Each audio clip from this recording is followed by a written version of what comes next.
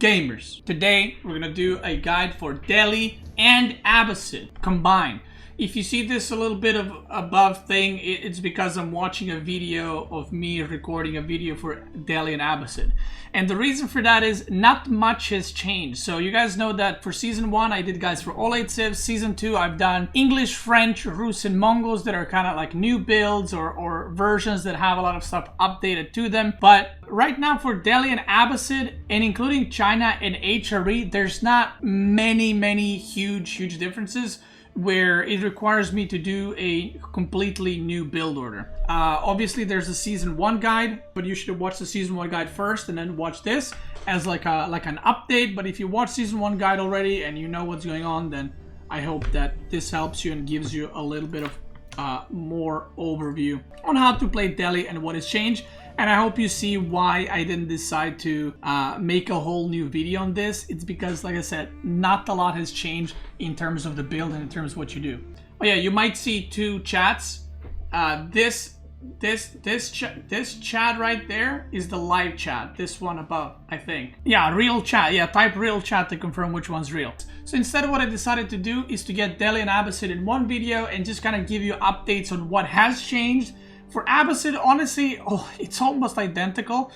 For Delhi, there are some things change, and we're gonna discuss that right here. The beginning is the same, nothing else has changed. It works the same way. There is some optimizations that you can do. For example, right here, you see me finishing mill. What now is popular is when you go for the second wood chop, you build the mill with those workers. If you guys don't know, if you have, let's say, wood on your villagers and you tell them to go build a mill, they will actually drop off the wood at the mill once it's finished. So that's gonna save you a trip, basically. So instead of these villagers going back to the TC and then back to berries, you can just build a mill with them and they will drop off the wood there and go straight to berries if your you know, the wood close to your TC is on the way to berries. So that's one thing you can do, and this works with every civ. Another thing that has changed with Delhi, and pretty much every civ, because season 1 was a long time ago, it was like 4 or 5 months ago since I made these videos. Another thing that has changed, see right here, I'm going back, I could have just built a mill with those. Another thing that has changed with Delhi is how many villagers you age up with. And like I said, this is pretty much the same thing with every civ. The way workers building buildings works is one worker will create at 100% efficiency. So it will build, if the building takes 20 seconds, it will build it in 20 seconds. And there's a formula that I don't know exactly what it is, but the more villagers you put on the landmark, the less efficient per worker it becomes. So if you put 5 workers, you don't build it 5 times faster. That's not how it works. But the most optimal way, that after some math has been done, and after you know, a lot of people tested and stuff, the most efficient way to not lose resources but get the fastest age up timing is 4 workers. That will basically give you double the construction time. So if the building takes a minute, it's gonna finish in 30 seconds. So that's why right now the current meta with Delhi, with French, with English, if you're trying to, any civ that you're trying to get to feudal, or you want to get to feudal as fast as you can without losing insane amounts of resources, you age up with 4. And this is the same for Delhi. And what this will do is it's going to give you a little bit of a faster age up so that you can start your upgrades and everything a lot faster. And you'll see here in this video particularly, you're supposed to, I think right now, hit an age up timing of around 440, 444, 445.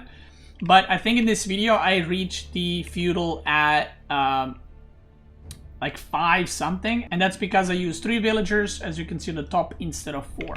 There we go. So right now, maybe 445, 450, you're supposed to reach feudal, and that allows you to start all your upgrades faster. But because I'm building with 3, it's a lot slower. So that's number 1 thing with Delhi that has changed. Number 2 thing with Delhi that has changed is, I mentioned before, you can build towers on the sacred sites, or you can leave them clean, or you can build walls. 100% right now where the meta is, you do build walls around sacred sites. With your units, of course, not with your villagers, because it's gonna take so long for your opponent to take down the walls. Even if you don't have army at that sacred site and you captured it, it's gonna take a while for them to take the wall down, and it gives you enough time to respond to it. So that's a definitive thing. Number 3 thing is the villagers on wood. So in season 1 guide, I told you guys to have 8 villagers on wood. You want to go up to 10 villagers on wood. The reason for this is you will be building palisades sometimes around your base. You'll be building wall palisades around the sacred sites. You want to get 2 production buildings. You want to get 2 blacksmiths, and every time you go for a food source, you want to build at least a tower and a mill, and that's going to cost you quite a bit of wood. Not to mention continuous unit production, whether it's spearman, horseman, or archer. Spearman, archer, horseman, whatever. If you're going for the archers, make sure you have 12 on wood. You don't need to have immediately 12 right now on wood, but you can go 10 and then a little bit later add 2 more, just to be able to sustain archer production. Number 4, it's a very common thing right now versus every civ against French, I guess, you open with horsemen. So against French, you want to open with barracks, get a couple of spearmen to defend the knights. If the Rus is going for knights, you also go for spearmen. But any other civ, you want to open with horsemen because that will force the opponents to stay in their base. Even if they go horsemen themselves, you will be able to outproduce them because you're Delhi and you can, you know, as I like to call it, chrono boost your units and get a lot of units out. And then the second unit type that you go for, so if you're going horseman and opponent is going spearman, then you can go horseman archer. If you're going horseman and your opponent is also going horseman, then you can go horseman plus spearman, so you can raid and counter their horseman with your spearman. First unit type is always going to be horses. Second unit type is depending what the opponent is doing. Against French, you're going to go spearman into horsemen because you go spearmen to counter the knights, and then they get archers to counter the spearmen. You get horsemen to counter the archers. That is the way it goes. So if you're playing against French, try not to go for spearman archer. I see a lot of people do that, and basically what can happen is the French opponent, if they're smart, they're just gonna go like 3 archer ranges and go pure archer and beat you because you have nothing that counters archers, and his archers will beat out your spearmen and trade evenly with your archers. So, yeah, you always go to blacksmith. That was the same last season, but, you know, just saying it now. And obviously you get the upgrades depending on what you're going for and what the opponent is going for. So if you're going archers, you go for +1 weapons for, you know, bows, or +1 damage. If you're playing against archers, you go for +1 ranged armor. But you always want to, if possible, try and get +1 melee damage. If you're going for any kind of horseman-based playstyle, because it does help with their DPS quite a lot. So my favorite combo personally to get is getting something like +1 melee attack and then +1 ranged armor. But if you're going heavy archers, then getting +1 ranged damage, and if they have archers, +1 ranged armor is pretty good. Again, it depends what you play against. It depends what you're playing, so you know, kind of gotta figure out in the moment. Next thing, and pretty much the last thing for, or actually last 2 things for Delhi, is Castle Age. So there's been some changes with Delhi since Season 1 guide.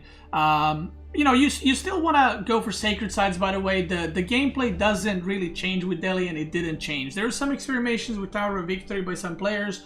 There was some experimentation with second TC. I think that if you want to go for second TC, do that in Castle. Try to hit Castle first. Not necessarily as fast as possible. Your main idea and main goal with Delhi is having map control and outmassing your opponents as much as you possibly can. Once you go Castle, you can go for Insta Stone and get a tower or a TC or 2 to boost up your villager production. Or what you can also do is go for keeps. Put a mosque next to it so it connects and reduces the time it takes to upgrade stuff in the keep, and then go for the is it village fortresses upgrade that allows your keeps to produce villagers, and you can also boom that way. So instead of going TCs, you can boom up with keeps, basically get the upgrade and produce villagers from them. Now, what else has changed for Delhi in Castle? The landmarks, there used to be only one kind of definitive edition, as I like to call it, answer, whether go for Compound of the Defender or House of Learning. Now among the top players, it's pretty split. Some players go for Compound of the Defender, some players go for House of Learning.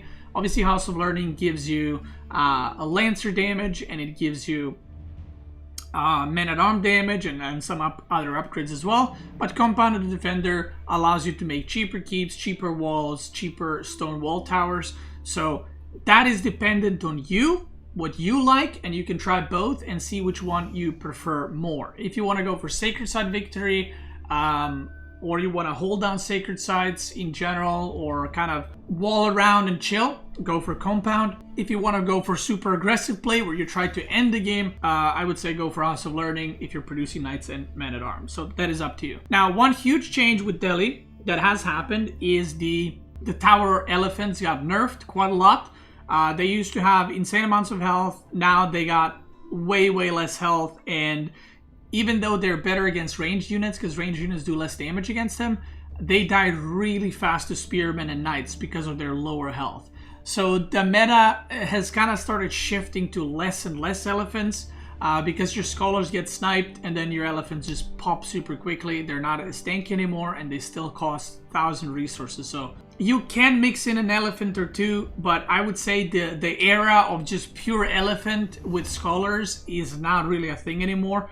And we don't see it at the top level either, because, like I said, spearmen, horsemen, spearmen, knights can kind of mow it down pretty quickly, especially if you got something killing scholars. So what is the meta? Well, the meta is, again, whatever you're comfortable playing. You can continue with horsemen, with archers, for example. You can continue horsemen into knights, like go horsemen and then into knights in castle, followed up by some crossbows. You can go for siege. So Delhi has kind of normalized in terms of the way it's played. It is not so tower or elephant focused anymore and all in.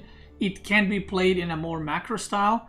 And one thing to remember, that Imperial in Delhi did get buffed. I'm not going to say it's 100% viable and even as the other civs, but it is a lot better than it used to be. So I think Delhi Imperial is possible. You just have to survive long enough for your upgrades to kick in. So yeah, now what we're gonna do, just like with the other civs, I'm gonna give you guys a rundown of each civ and how to play each matchup, or in general what to focus on, and then we're gonna cover the Abbasid and give you kind of a rundown of the matchups there as well. So Delhi versus English. English is one of the civs that struggles I would say the most against Delhi. So this is probably your best matchup, because you can simply outproduce English quite hard. They don't have any big economic bonuses in feudal, while Delhi has all the upgrades for free. They can make their units faster, so it's very easy for you to just outmass the English player completely, and English player is going to have a hard time denying you sacred sites. If they do, the longer the feudal is, the better it's going to be for you, because you're going to get gold from sacred sites and eventually we'll get to castle first. And if English chooses not to fight you in feudal, then you get free 3 sacred sites and then you're both in castle. So it's kind of like a downhill battle for English either way. Delhi versus Mongols, still expect tower rushing. Oh, by the way, against English, obviously in Imperial you're going to have a hard time. I wouldn't necessarily say that Delhi is terrible in Imperial, but it does take time to kick in. So versus English, avoid Imperial. Your strong suits are definitely feudal, and feudal especially. That's probably the best Delhi strength right now. And then castle against English. Versus Mongols, tower rushing is still very much a thing against Delhi. Tower rushing did get nerfed. It's a lot weaker, but it's still viable. And the way you want to play against tower rushes in general, since that's something you're going to meet the most, is get enough gold to age up. Once you start aging up, get some archers, get some horsemen to destroy towers. Remember, you can use Scholar to heal your units, and you use your archers to deny further tower rushing, and then just take the map control. And Mongols suffer from the same thing as English, which is why this matchup is pretty decent for Delhi. They suffer from the same problem with English, where they can do the initial double producing units, but they can't do that forever, and eventually you will just simply have way more units than Mongols will, and that's where your strength lies. So Mongol, just like English, have the option: do I all in on trying to fight in feudal and eventually lose, or do I try to rush castle and give up sacred sites? So yeah. Regarding late game, I don't think any civ is necessarily favored. I mean, Mongol late game, they do have bomber towers that they can spam everywhere, but they can be raided very easily, and that is kind of their weakness. I would say be careful of some kind of Mongol siege pushes in castle with a lot of towers and stuff. But other than that, I would say this matchup heavily relies on just outmassing your opponent. Not necessarily with quality, but just quantity. And yeah. Next one is French. I would say this is a pretty even matchup. Both of these civs are extremely good in feudal, and this is where most of the fighting will be happening. So you do want to try get sacred sites either way, but one of the strengths that French has, unlike Mongols and English, they don't mind staying in feudal forever. So this relies a lot on counter-raiding your opponent, denying them food, and also just having the good micro in the main battles. I would say both civs can win equally. And I would say probably same thing for castle. Their knights will be stronger, so you probably want to avoid going knight to knight engagement. You can still make knights, but make sure you have some spearmen or war elephants even. But make sure you have enough crossbows. And again, Delhi it can outmass a lot of the civs, and as long as you have enough time for your upgrades to kick in, you will have an advantage there. But obviously they will have stronger cavalry. So raiding is kind of your best chance to beat French. Even though it can be scary because they're going to be raiding you at the same time, right? In Imperial, I would say that both civs are fine, to be honest. I do think that, like I said, Delhi takes a while to kick in, but I don't think necessarily you auto lose against French in the late game, because French late game, Imperial is also kind of crap. So, yeah. Next one is Rus. Imperial, don't want to go there because of Streltsy.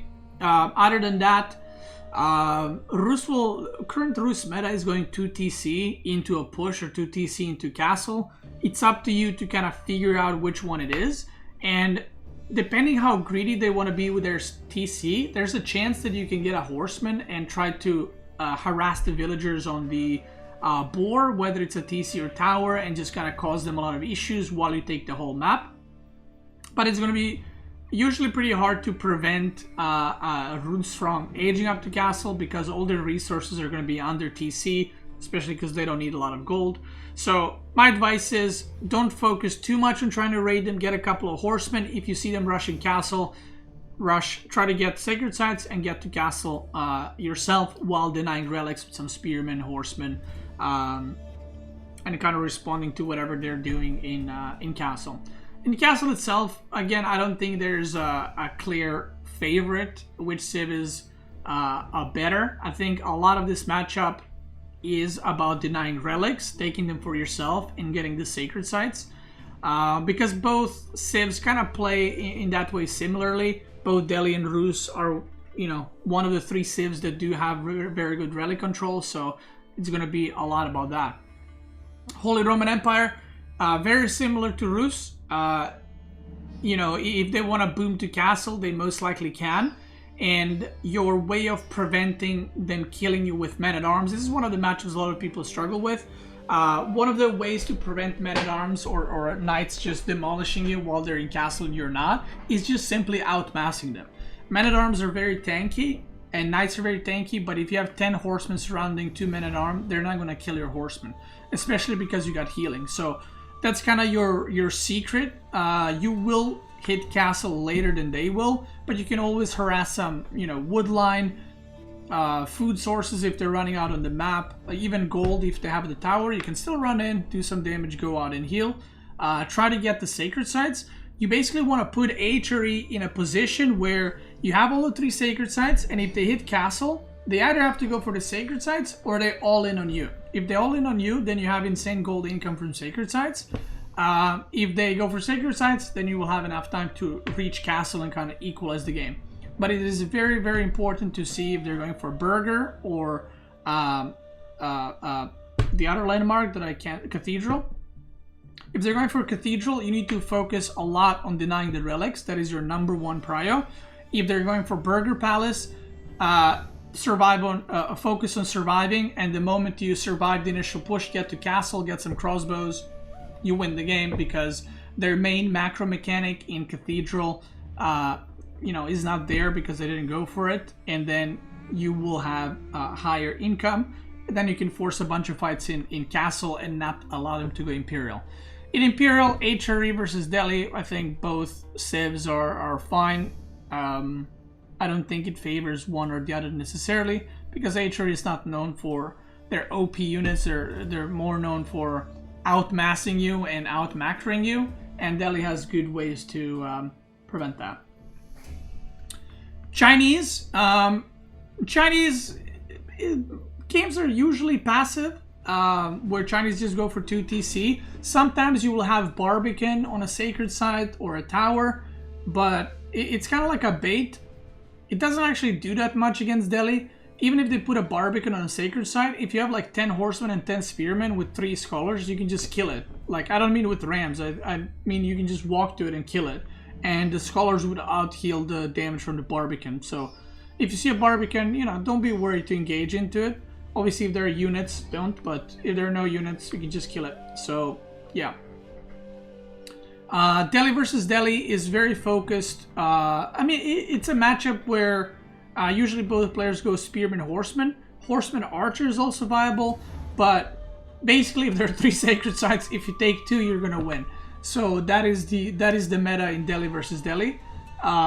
You need to keep the map control and you need to keep them off of food sources. So you should prefer massing units over teching up faster, because if you tech up and you don't have food sources, you can't produce units. So make sure you have the map control. Usually 1 sacred site is going to be yours, 1 his, and then 1 will be extremely contested.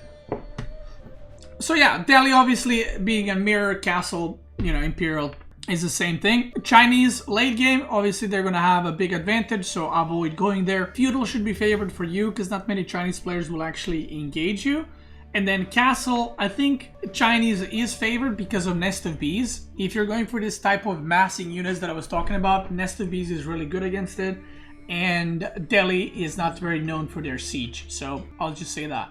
But you can win by having map control and by just outmassing Chinese early on and kind of preventing them from exploding in economy.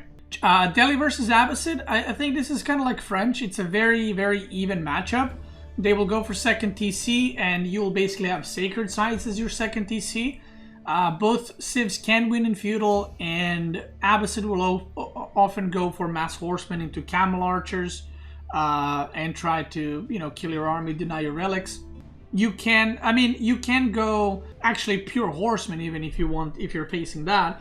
But you can also go for horsemen, spearmen, and then you put a couple of horsemen or camel archers to chase them around. You secure your sacred sites, and you should be able to get to castle first. And from then on out, you know, whichever tech you make, it will be extremely tanky. Like if you go for knights, they're going to do very well against horsemen, camel archers. But this matchup is very usually long feudal, where you're fighting over resources on the map. So food is very, very important here, and probably the most important thing. Once you get to castle, you should be able to grab all 5 relics because their age up is going to be a lot later. But you should be careful about their just massive cavalry that can take you by surprise. Late game, I would probably say it's Abbasid favored because of camel archers, and they got culverins, which are really good. So, but that matchup doesn't really end in imperial ever. It's mostly over in feudal or castle. Now, that is it for Delhi. I give you a rundown. Overall, I think Delhi is a pretty good civ. I don't think it's the least played civ, but I think it's a pretty good civ. If you want the full information on the build order and how to execute stuff. Now, let's do Abbasid. I decided to put them together because the Abbasid changes are minimal, very minimal. I think Abbasid is probably the civ that has changed the least in the past 5 months. So, this is the Abbasid guide, how to play Abbasid Age of Empires 4 from Season 1. And, you know, I tried to go through and see what has changed. You know, there's another build. I will mention this because someone will probably mention it. First of all, there's no 1 TC Abbasid builds that people are doing that are good. So 2 TC Abbasid is still a way to go. There is a build where you go wheelbarrow into feudal, but that's optimizing something and it only works against certain civs. It's not important, and if you do this build against any civ, you will be just fine. Like, you're not gonna be behind or whatever. The main thing, and pretty much the only thing that has changed for Abbasid, is the literal start of the game. So, if you look here, when the game starts, if you watch the Season 1 guide, I go for berries. That's the thing that has changed. Abbasid no longer goes for berries. They start with sheep. So, you start the game by putting 6 workers on sheep, and that is your main source of food income. So you go 7 on sheep, you go 3 on gold, and then you go on wood. once you have near enough resources, you build your House of Wisdom and you age up. Or sorry, you go 7 on food, 4 on gold, not 3 on gold. 7 on food, 4 on gold. And once you start aging up, you will build the mill, and then you will have only 4 workers on food, and all 4 of them will be on the berries. Why is this done? Why is this optimization done? It gives you a slightly faster, that's it. It doesn't change your build in any way. The only difference is you will have used less of the berries and more of the sheep, but it will give you a slightly faster feudal. And because Abbasid doesn't require workers to age up to feudal, there's no reason not to do this change. So again, 7 on food, 4 on gold. The moment you click up to age up, you'll take 1 villager, build a mill, and then have 4 total on berries. And the reason why you build a mill is so you can get wheelbarrow, and then you get fresh foodstuffs. From here on out, Season 1 guide is exactly the same. Nothing has changed for Abbasid. People still go for second TC. You go for second TC usually on the deer if it's in a good position. If you want to fight in feudal, you go for stables. You go for horsemen into, camel archers if that's what you want. You go into barracks if you're playing against civs that also have cavalry. If you're playing against French, you open with barracks. Everything is the same. Everything is the same regarding feudal. So if you're interested about Season 1 guide that, like I said, still works in Season 2, is unchanged, check it out. One thing that I can mention is Age 3 has changed, and Age 3 has changed for Abbasid, but not so much build order wise, but playstyle wise. So Abbasid used to be very focused on spearman, men-at-arm, crossbow, archer, and then you build siege and you push. That's still viable and it's still possible, but the game as a whole, not just Abbasid, has changed and is a lot more focused towards raiding and cavalry and horsemen, because horsemen did get buffs in maybe it wasn't the last patch, the patch before, and the game is very focused on to deny your enemies food sources, into raiding. So the most popular comp right now for Abbasid is actually horseman, spearman. Or once you get into castle, you get some knights, and then you go, knight spearman or horseman spearman. You can still go ranged units if that is your playstyle, but this playstyle is very common because it allows you to completely overwhelm your opponent with units. It allows you to defend enemy raids with spearmen while you're able to raid on the other side of the map. It obviously depends on the map. Like if it's an open map, horseman is the way to go. If it's more closed maps or more walled off maps, you can go for spearman archer, but it is very slow and it kind of slows down your tempo quite a bit. The siege pushes, like I said, can still work, but with the siege rework in the last patch, where basically siege unit dies to 5 horseman attacks, you can see why not many people rush mass siege anymore, because horsemen can just pop them like balloons really quickly. That's not to mean that siege is not used anymore. It's just that this is a prevalent style right now that is just very, very good. So I would say Abbasid, if you played StarCraft, is played a lot like Zerg these days, where you expand and then you just mass units and you just swarm everywhere and kill everything with minimum amount of micro. Exactly like StarCraft 2 Zerg. Another thing that has changed, my battery's running out on the thing. Another thing that has changed is sometimes if you're 2 TC and your opponent is 2 TC, sometimes people add a 3rd TC straight away, and sometimes they start fighting, and when you feel like you're in a good enough position, you can take 5 more villagers, put them on stone, and slowly add a 3rd TC. So don't rush it, just slowly add on to it, and you can kind of grow your economy more and more. And because your villagers are cheaper, you're basically fighting with more units, because if the opponent goes to TC, they have to spend double the resources on villagers. You don't, so you have more units because of that. And that is the strength of Abbasid right now, which is a very, very good civ. I don't think it has any weaknesses. It's just an overall very strong civ.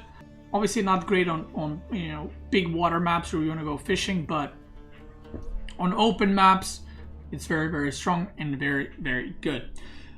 Other than that, not much has changed. Like I said, Imperial Abbasid, it's still pretty much the same. Imperial with every civ is just Mass cavalry, camel archers, sorry, are really good. You get some culverins to deny their siege. You get some bombard to destroy their keeps or walls. That's pretty much it. Now let's go through the matchups. And this is again why I didn't want to make a whole video regarding Abbasid, because there's not much to update you guys on. English, Abbasid versus English. I would say this is a pretty good chill matchup for Abbasid. It's basically the same as Delhi. The reason why this matchup is good for Abbasid is because English cannot keep up with your production. You will be able to outmass them. Around 5:30, 6 minute mark might be scary if they're doing some kind of longbow spearman push. But if you just, station yourself, you get a second TC and you just chill for a little bit, you'll be able to overwhelm your opponents quite hard. If English goes for second TC, you can add a third TC. And this is something you can do with Abbasid against any civ. Whenever they add a second TC and you have a second TC, you can add a third. Because it's like a game of chicken, but they can't keep adding TCs because they won't be able to afford making that many villagers. Because your villagers are cheaper, you can. Stay away from English Imperial. It's very, very good. It doesn't mean you can't beat it, but in the super late game, like 50 plus minutes, English will have an edge.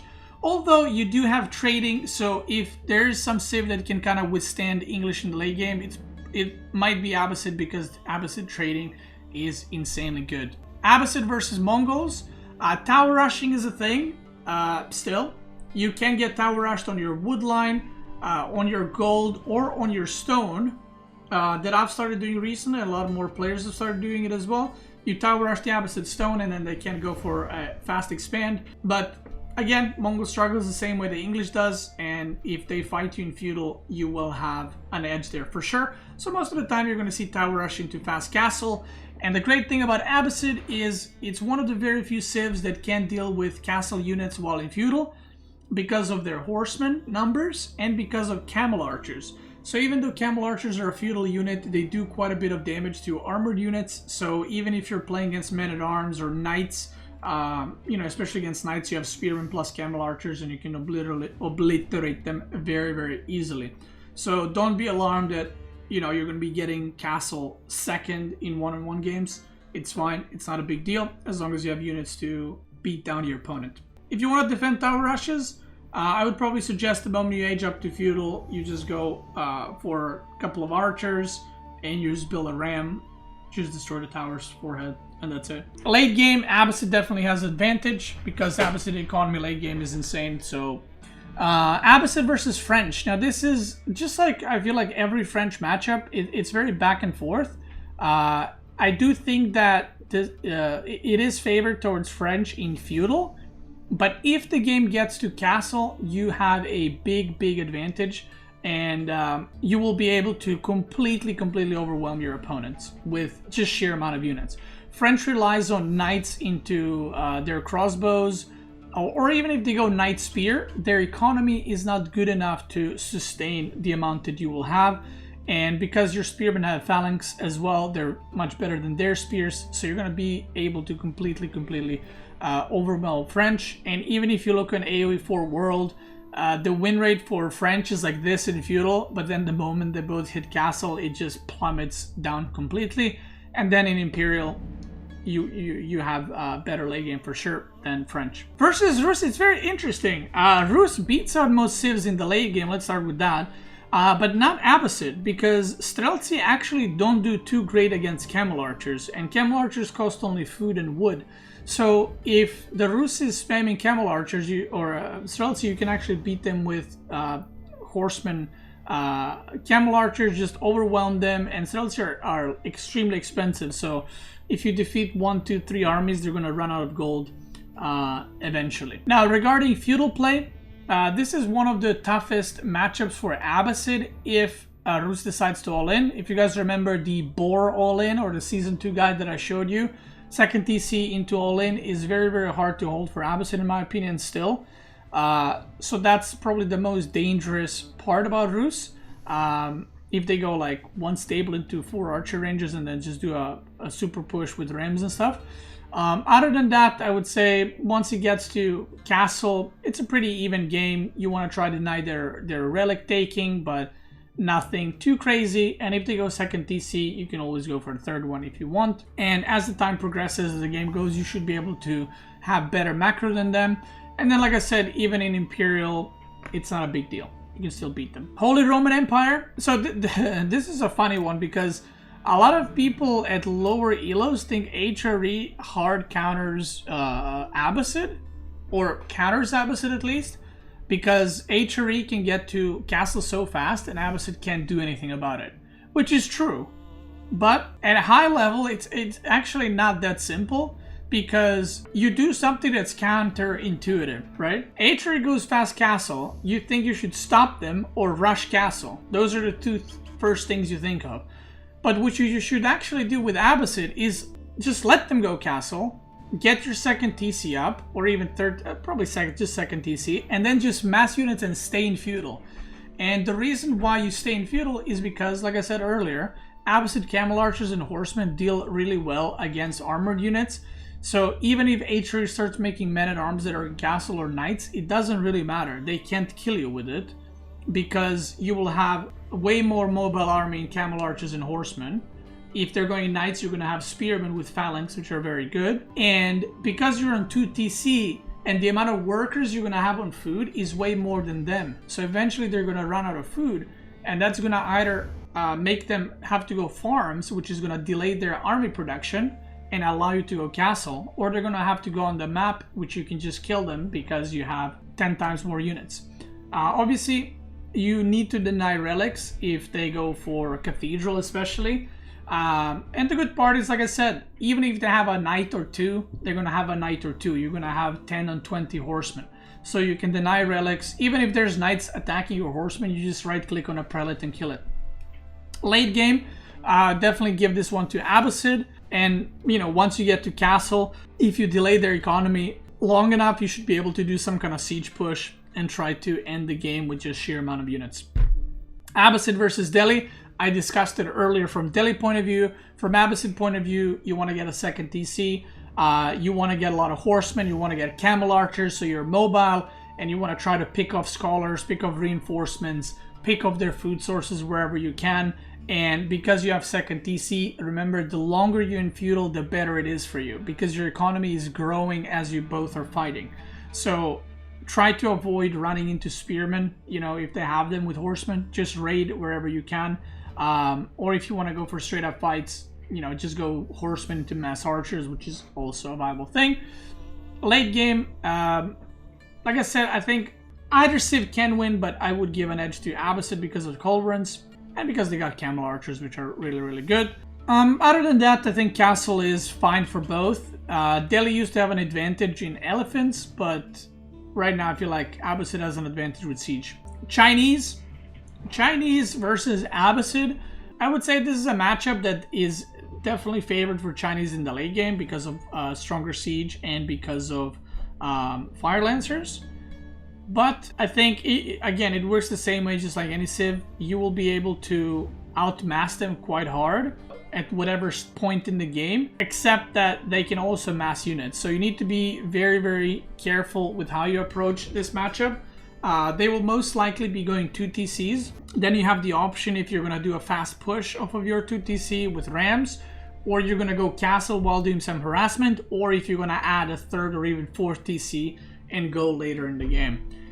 This matchup is probably the one with the most options from Abbasid point of view, what you can do. One thing that you have that's very strong is in castle, you can do massive siege pushes with just mass infantry, because you can create them on the field, and because China cannot supervise their siege landmark, so they will have less siege. So that's something that you can try and do. And China is one of the civs that goes on farms pretty early because they don't want to be super out there on the map, because they want to kind of stay compact and boom as much as they can. And the last one is the Abbasid mirror. The Abbasid mirror is honestly very simple, I would say. You know, castle and imperial, they're both same civs. The only big difference is feudal. There's basically 2 options. You either go 2 TC into castle. I guess 3 options. 2 TC into castle, and then you go like men at arms or something, but that doesn't work anymore because people figured out that you know, horseman, camel archer are pretty good at stopping that. So right now, there are two real options, which are 2 TC into massing units or 3 TC into massing units. So basically, it's like a game of chicken. Like, you both go 2 TC, and then one guy's like, well, actually, I'm going to go on 3. So if you're on 2 TC against 3, if you attack and you fail, you lost the game because they're on 3 TC, they're going to outboom you. So you can technically play the game of chicken, like you go 3 TC, I go 3 TC, you go 4 TC, I go 4 TC. But at a point, you got to stop and, you know, you got to actually make units or tech up. And because of that, because of the unit massing, because of the multiple TCs, you need to try deny food sources as much as you can. And eventually, if you outmass them into horseman numbers and spearmen or camel archer numbers, you will be able to win the game because they're going to have to build farms and you'll be able to just win with way more units. And that is pretty much it. Both Delhi and Abbasid Season 2 guides, as I'm lifting my leg, updated. You know, I could have made a guide that's completely new builds, but they would suck. Like, these are the best builds, and I want you guys to win and not play some crap strats that are different, but they suck. So there it is. If you're watching this on YouTube, I want to thank you guys so much for watching. I hope you enjoy these little 2 updates. If you're watching on Twitch, let's play some video games, baby. Thank you guys, and have a great day.